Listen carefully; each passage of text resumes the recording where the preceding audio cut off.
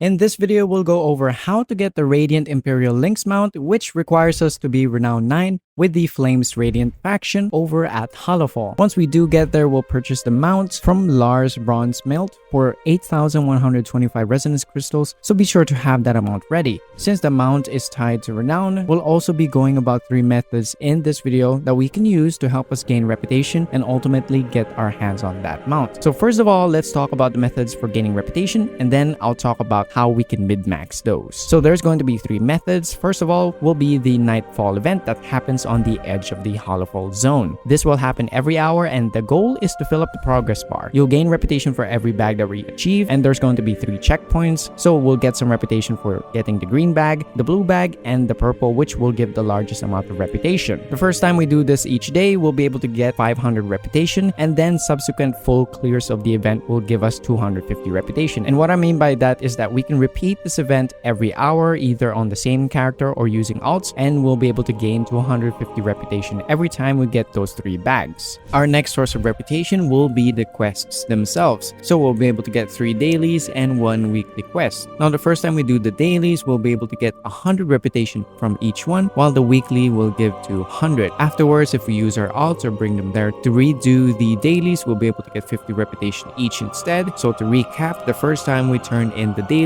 we'll get 300 reputation in total, while the weeklies will give us 200. And then subsequent turn-ins of the dailies will give us 50 each, while the weekly will give us 50. For our last source of reputation, it's going to be from killing certain rares. Now during PTR, we missed this. There wasn't any indication that rares did give reputation, but on live, we discovered that slaying certain rares that either spawn or travel to an area that has any sort of relations to the Sureki forces will give us reputation. So to explain even further, you remember those dailies that we picked up? They rotate between 2 areas. There's going to be 3 zones in Hollowfall and 3 zones in Ashkahet. Now the rares in the Ashkahet quest zones will give us 50 reputation to the Flames Radiance, regardless if they're normal or elite rares. And this will work regardless if you have the dailies picked up or not. But with that in mind, this third method is more of like an additional source, since there's only about 7 known rares that we've confirmed so far that give 50 reputation. So you might as well do these only when you're in the area or you're doing dailies. So now let's talk about how we can min-max these 3 methods and get that renown track done as fast as possible. So we're going to be making use of a cheese method. What will happen is we're going to go to the event every hour, and we're going to clear it as fast as possible by mainly mob farming. Now regardless of what the objective is during the event, whether it's slaying a giant elite or carrying fallen soldiers back to the healers or picking up crystals and dropping them off of these certain points, our goal is to just get the bar to 100% as quickly as possible by killing as many mobs as we can before the final boss appears. So that we've filled up that bar, the event should still be happening, it should still be ongoing, so we'll want to switch to one of our alts. Ideally though, before doing this method, we'd suggest parking 1 or 2 alts near the event, so that once one character's bar is filled up, we'll just log in our other character and repeat process of just slaying mobs. And the idea is we're trying to get as many characters to 100% progression as fast as possible. Now when we did this test on the PTR, we managed to get 3 characters done. So the first 2 characters we used filled the progress bar just by using the mob grind method, while the third came in during the later part of the event where there's like a ton of mobs that spawn, which give us quite a lot of progress on the bar. And then after the third character beats the final boss of the event, it gave us around 40% for the progress bar, which topped us off to nearly 80 to 100%. So doing this mid-max method will give us about 500 reputation per hour with the event from looting the caches alone. Now while the event isn't up, what we'll want to do is utilize that downtime period by doing our dailies, which we can spam using our alts. So we're going to repeat it with as many alts as we can squeeze in, and we're going to be getting that big chunk of reputation. So let's say you're someone who has a lot of time to be working on this and you're able to log in 10 times a day. That means you're going to be walking away each day with over 6,000 reputation, which equates to you getting over 2 or even 3 renown levels. And since this faction only has 10 levels of it means we can get to about renown 10 within 5 to 6 days. Now as an additional tip for just clearing out out the mobs, there are going to be a ton of other players trying to clear out the mobs as fast as possible. So what I'd suggest doing is sticking to an area where there's a high density of mobs. Additionally, we'll want to use a class that either has a ton of mobility to tag as many mobs as possible or has a ton of AoE. Since as of live, even if you're in a party, the progress bar does not go up when a party member of yours defeats a mob. So that means the only way to fill up the progress bar is if you tag the mob before it dies. But regardless, we'll use these methods to get to Renown 9 and get our hands on the mount. Either way, I hope this guide helped you out, so good luck. Don't forget to like and subscribe to help us hit 1,000 subscribers.